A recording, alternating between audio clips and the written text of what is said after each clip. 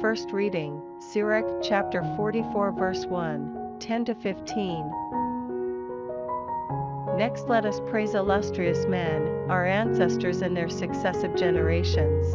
But here is a list of illustrious men whose good works have not been forgotten. In their descendants they find a rich inheritance, their posterity, their descendants stand by the commandments, and, thanks to them, so do their children's children. Their offspring will last forever, their glory will not fade, their bodies have been buried in peace, and their name lives on for all generations.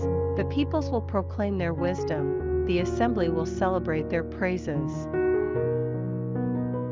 Responsorial Psalm, Psalms chapter 132 verse 11, 13-14, 17-18. Yahweh has sworn to David, and will always remain true to his word.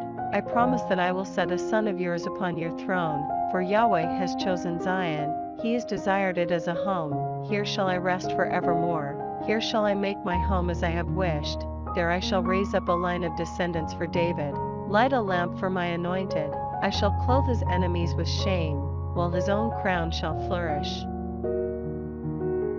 Gospel, Matthew chapter 13 verse 16-17.